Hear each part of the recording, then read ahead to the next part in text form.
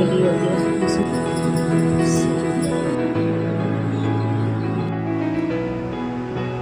Good morning guys, welcome है आपका अपने चैनल में। कैसी हो आप सभी? आई होप आप सभी अच्छी होंगे, स्वस्थ होंगे और सभी मस्त होंगे। मैं भी अच्छी हूँ। तो आज सुबह की शुरुआत होती है बेड पे काफ़ी टाइम बैठ के, क्योंकि आज मैं जल्दी उठ गई थी।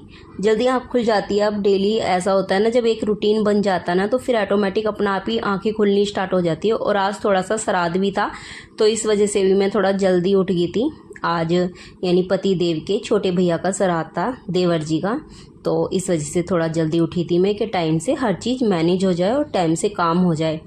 उसके बाद क्योंकि मेरे पास टाइम ही टाइम था काफ़ी, क्योंकि मैं जल्दी उठी थी तो इस वजह से मैं आ गई थी फिर बालकोनी में। और मैं काफ़ी टाइम तक बालकोनी में ही अपना राउंड लिए खूब, यानी मैंने 10-12 राउंड बालकोनी में लगा दिए थे। फिर जब 4 बज गए थे तो वही क्या नाम है, मैंने ना मंदिर के पट खोल दिए थे, लेकिन पर्दा नहीं हटाया था। ऐसा होता है थोड़ा सा, मैंने कहा लेट ही हटाऊँगी तो अच्छा रहता है। तो उसके बाद मैं लग गई थी अपना क्लीनिंग में, झाड़ू के लिए। तो अपना फिर झाड़ू लगाई पूरे घर में, एक एक कमरे में। और ये रहता है कि सुबह ना कोई उठे ना उठे, हम लोग ना कहते हैं ना हाउस वाइफ ऑटोमेटिक अपने जो हमारा एक काम है, जो एक हमारा रूटीन है, वो पता नहीं अपना आप ही क्यों ऐसा हो जाता है मन कि वो अपने टाइम से उठना स्टार्ट हो जाता है। बाकी ना सबको उठाना पड़ता है, लेकिन हम हाउस वाइफ ऐसी हैं कि हमें कोई नहीं उठाता, हम अपना आप उठ जाते हैं, पता नहीं क्यों। ये देख लो, हर किसी को घर में, बच्चों को अलग, हस्बैंड जी को अलग, सबको यानी उठाना पड़ेगा, उठ जाओ उठ जाओ। लेकिन हम पता नहीं हमें क्या वरदान मिल जाता है कि बस शादी के बाद टाइम से उठना है। पहले ना ये देख लो, शादी से पहले ना मैं बहुत लेट उठती थी। ऐसा नहीं है, बहुत नहीं कहूँगी, लेकिन वही 7, 7:30, 8, या फिर जब स्कूल पढ़ाने लगी थी स्कूल में तब तो मेरा हो गया था रूटीन। लेकिन जब हम वैसे रहते हैं कि कुछ करते नहीं है तब हम अपनी मनमर्जी से उठते हैं। लेकिन शादी के बाद हमारा एक ऐसा हो जाता है कि जो हमारे फ़र्ज हैं, जो हमारे काम है, वो हमें करने ही करने हैं, और हमारा हर चीज़ नियम से बनता है। और मैं ये कहूँगी, मैं अलार्म भी नहीं भरती कभी भी। कभी कभी मैंने शुरू में जब मैंने 1-2 दिन तो किया था, लेकिन उसके बाद मुझे बिल्कुल भी अलार्म भरने की बिल्कुल भी ज़रूरत नहीं पड़ी। अपना आप ही ये देख लो, 4 बजे से मेरी हमेशा पहली आँख खुल जाती है। कभी अगर मैं खुद से आलकस कर जाऊं कि मेरा यानी 4 बजे मेरी आँख खुल गई और उसके बाद मैं कोशिश करूं कि मैं 5 मिनट और सो लिया, 10 मिनट, वो बेशक, लेकिन बाकी मेरा अपना रूटीन से पहले, यानी जो मेरा 4 बजे है, 4 बजे से मेरी कम से कम 15-20 मिनट पहले ही आँख खुलनी स्टार्ट हो जाती है। 3 बजे से ही समझ लो कि मेरी आँख खुलनी स्टार्ट हो जाएगी कि अभी इतना टाइम हुआ है, अभी इतना टाइम होता है, इस तरीके से। तो यहाँ पे मैं अपना सफाई करने के बाद आ गई थी ऊपर, नीचे चली गई थी और वॉश कर के मैं आई ऊपर। तो आज हस्बैंड जी को ना मुझे बहुत मिन्नत करनी पड़ी है, बहुत मेहनत से उठाने पड़े हैं, और उठ के भी कहाँ हैं, ड्राइंग रूम में। और आज उनकी आँख नहीं खुल रही थी तो आज उन्होंने मुझे कर दिया है मना। यहाँ हो गया था मेरा मूड ख़राब कि आप ऐसा मत क्या करो, यानी 4 दिन जाके और 1 दिन छोड़ देते हो। आज उनका पता नहीं मन ही नहीं हो रहा था बिल्कुल भी। मैं उन्हें बहुत मनाया, लेकिन उन्होंने बिल्कुल ये कह दिया कि आज यार बिल्कुल भी हिम्मत नहीं है शरीर में, आज नहीं चल रहे हैं, कल चलेंगे पक्का। वो मुझे ना इस तरीके से समझा लेते हैं, मना लेते हैं। तो मैंने भी ज़्यादा ज़बरदस्ती नहीं की है, क्योंकि आज मुझे भी ज़्यादा काम था तो इस वजह से। उसके बाद मैं आ गई थी अंदर। मैंने सोचा जब घूमने जाना नहीं है तो मैं, क्योंकि अभी काफ़ी 4 बजे थे तो भाई ये था, इतनी जल्दी मैं बाहर भी नहीं घूम सकती थी क्योंकि अंधेरा हुआ पड़ा था।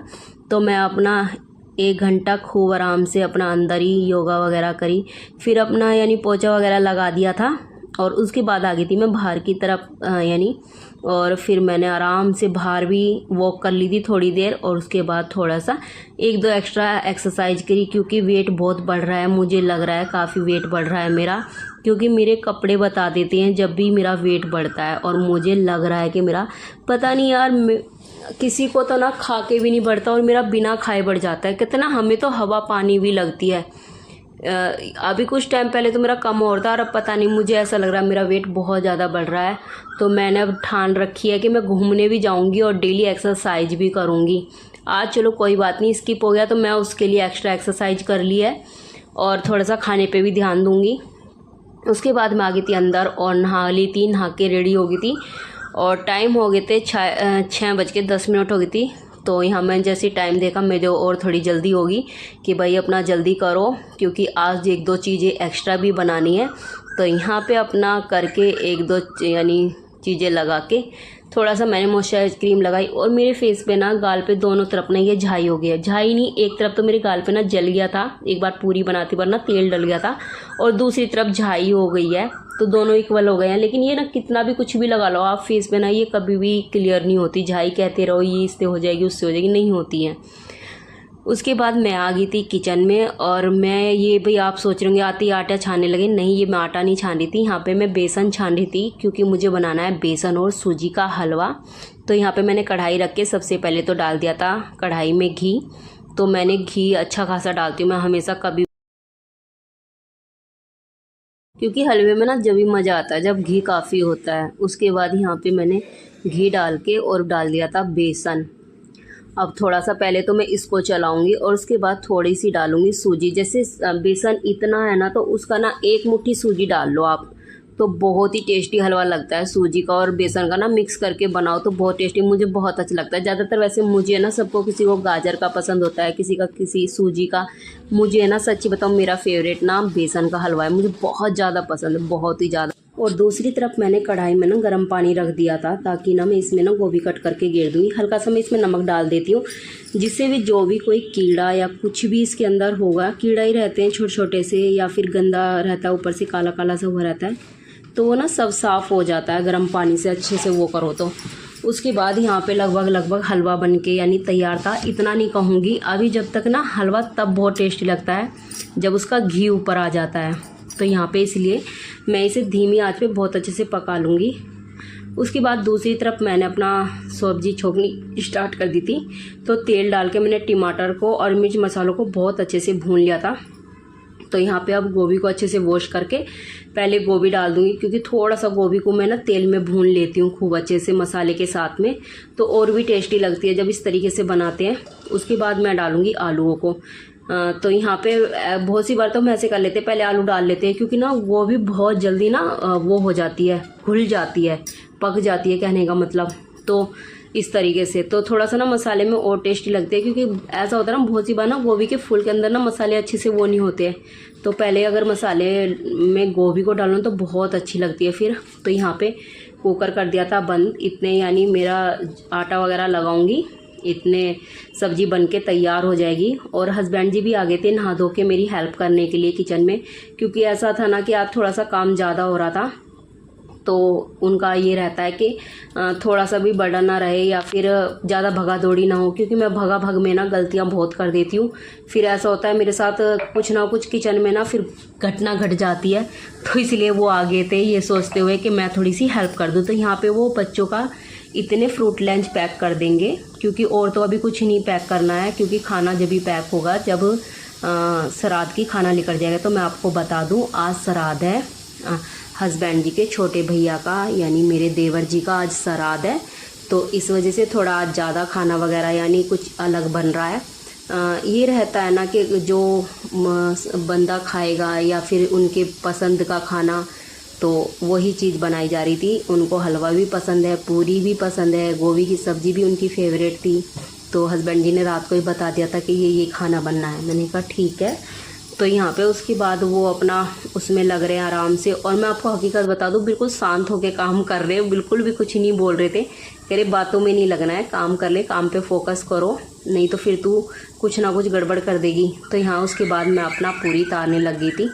तो बच्चों की डिमांड हो गई थी कि मम्मा एक की हो गई थी कि मैं पूरी लेके जाऊंगी, और एक बच्चे ने कह दी थी मैं रोटी लेके जाऊंगी। बेटा कह रहा था मैं रोटी लेके जाऊंगा, बेटी ने पूरी की डिमांड करी थी। तो यहाँ पे पहले सारी पूरी वगैरह तार के उसके बाद मैंने रख दिया था तवा, क्योंकि बेटे के लिए बनानी थी चपाती। और बेटी तो ज़्यादा पूरी नहीं लेके जाएगी, सिर्फ एक पूरी। बच्चे पता नहीं कैसा खाते हैं खाना, जबकि उसकी बहुत फेवरेट है, लेकिन वो आके खुश होके खाएगी। ये रहता है कि सुबह में ना वो फ्रूट लंच लेके जाती है, तो बच्चों का इतना बड़ा पेट नहीं होता, वो इतना ज़्यादा खाते भी नहीं है बच्चे मेरे, दोनों के दोनों, तीनों ही फ़िलहाल बहुत कम खाते हैं। उसके बाद यहाँ पे हस्बैंड जी लगे थे खाना पूजने के लिए, बैठ गए थे। तो यहाँ पे बेटे का इंतज़ार हो रहा था। तो यहाँ बेटी आज मेरी नाराज़ हो गई थी, वो कह रही थी मम्मा मेरे को भी पूजना है। मैंने कहा आप पापा के पास बैठ जाओ।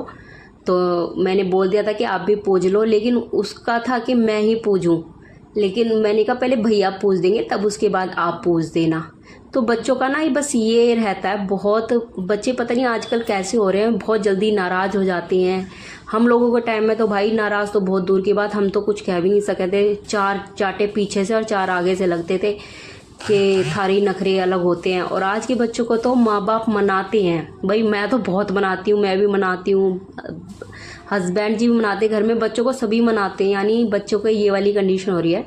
उसके बाद मैं लग गई थी अपना लंच पैक करने के लिए, और फिर अपना सब्जी ठंडी कर दी थी मैंने बनने के बाद प्लेट में। तो उसके बाद अपना सब्जी डाल के लंच बॉक्स में, और यहाँ पे बच्चों को लंच दे के और ब्रेकफास्ट दे दिया था मैंने उन्हें, क्योंकि बेटी ने तो वही एप्पल खाया था और बेटी ने ज़रा सा दूध पिया था। और बच्चों को लंच दे के उनको कर दिया था बाय, बोल दिया था। और आज जैसे वो गाड़ी लेके निकले ना, आज उन गाड़ी लग जाती पर बहुत बच गई आराम से। फिर भैया ने बहुत आराम से करके निकाली। और छोड़ने के लिए गए थे बच्चों को उनके बड़े पापा, और हस्बैंड जी लगे थे फिर मंदिर में अपना सफाई करने और पूजा करने के लिए। मैं थोड़ा सा किचन, क्योंकि आज हमें कहीं पे जाना था, फिलहाल जाने का तो ये था कि जा भी नहीं पाई हूँ मैं, क्योंकि बेटे का ना लूज मोशन चल रहे हैं, जिस कारण मैं उसको स्कूल भी नहीं भेज रही हूँ। और फिर जहाँ पे जाना था वहाँ पे भी नहीं गई मैं, क्योंकि जब बच्चे की तबीयत ख़राब होती है ना, फिर कहीं नहीं जाने को मन होता बिल्कुल भी।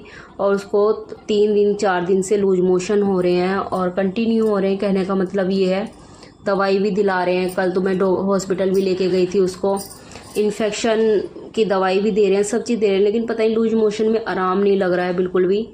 और उसके बाद मैं अपना किचन में आके पहले तो पूरे किचन को अच्छे से क्लीन करा, फिर जो बर्तन हो गए थे सुबह के उन्हें क्लीन करके रखे। यहाँ पे हस्बैंड जी मुझसे कुछ कह रहे थे, याद नहीं है मुझे फ़िलहाल क्या बोल रहे थे वो। और आज पापा जी ने भी अभी बाहर चले गए थे, उनको भी चाय वगैरह कुछ भी नहीं है, वो भी अभी खाली पेट ऐसे ही थे। तो मैं यही पूछी थी, मैंने पापा को कॉल कर दो, आ जाएंगे तो चाय बना दूंगी मैं उनके लिए और चाय ले लेंगे। तो यहाँ पे वो बोल रहे थे कि मैं अभी कर दूंगा। तो पापा जी यानी आ गए थे घर पे, वो आपस में कुछ दोनों बात कर रहे थे। तो यहाँ पे फिर मैं पापा जी के लिए थोड़ा सा हलवा और चाय बना दी थी। तो पापा को मैं यहाँ पे बोल रही थी कि आप अंदर बैठ जाओ, लेकिन पापा यहाँ पे हस्बैंड जी से बात कर रहे थे, तो वो बस यहीं पे बैठ गए पहले तो दोनों बातों में लग रहे थे। तो फिर पापा रैक बैठ रखी हुई है यहाँ पे, उसी में बैठ गए थे। फिर हस्बैंड जी ने बोला कि नहीं कमरे में बैठ जाओ, वहाँ मत बैठो, आप यहाँ बैठो, एकदम से कोई आ जाए अच्छा नहीं लगता। तो फिर वो पहले तो ड्राइंग रूम में गए, फिर माधव ने बाबा को आवाज़ लगा ली, तो फिर आके उसी के पास आ गए थे। वो बाबा के कमरे में ही लेटा था, तो उसने बाबा को आवाज़ लगाई। फिर मैंने आराम से बैठ के पिया पानी, क्योंकि भाई मुझे काफ़ी ये देख लो 8 बज गए थे इसी चक्कर में। और उसके बाद फिर मैंने अपने लिए भी बनाया ब्रेकफास्ट। तो ब्रेकफास्ट में पी थी मैंने चाय और ज़रा सा हलवा। अगर ये आपको ब्लॉग अच्छा लगे तो प्लीज़ वीडियो को like share subscribe, bell icon ज़रूर दबा दें ताकि आपको नोटिफिकेशन मिलती रहे। और कमेंट्स भी ज़रूर करें, भाई आप लोग कमेंट्स नहीं करते हो बिल्कुल भी। अच्छा लगे ब्लॉग को अच्छा कहो, बुरा लगे बुरा कहो, जैसा आपका मन है। आप कुछ तो कमेंट्स दिया करो, वीडियो को देख लेते हो, एक लाइक भी नहीं करते हो। लाइक करने में ज़्यादा कुछ नहीं होता।